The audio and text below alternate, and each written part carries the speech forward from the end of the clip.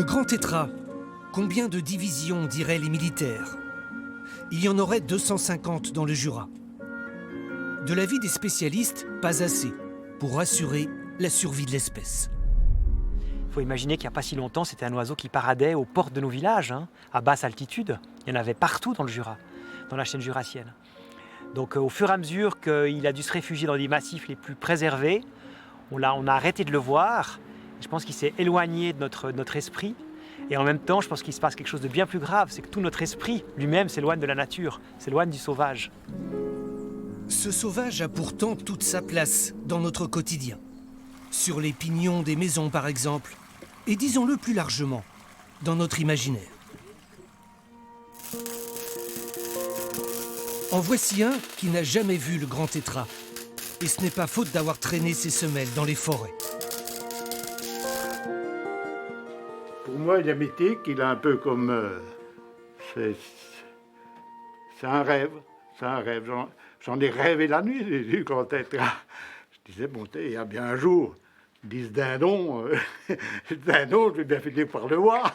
Mais non, pas de dindon, si, dans mes rêves. Dans mes rêves, et puis c'est un défi. À 80 ans, ce sculpteur animalier a donné forme à son rêve.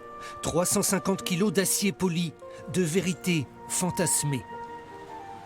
L'animal, c'est déjà la façon de se tenir de la bestiole.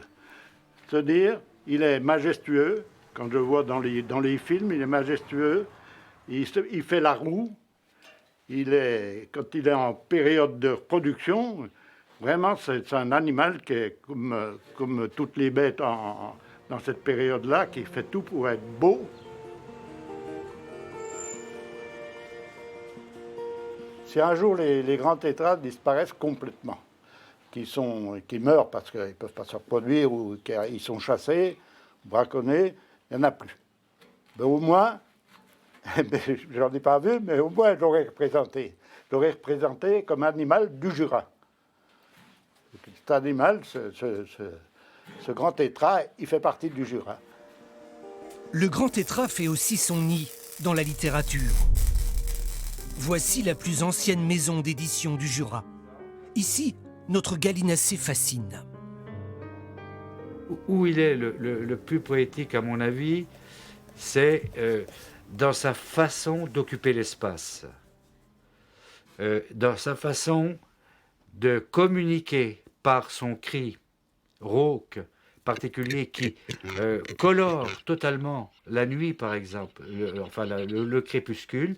Il a un cri rauque particulier et, à mon avis, c'est là qu'il est le plus remarquable.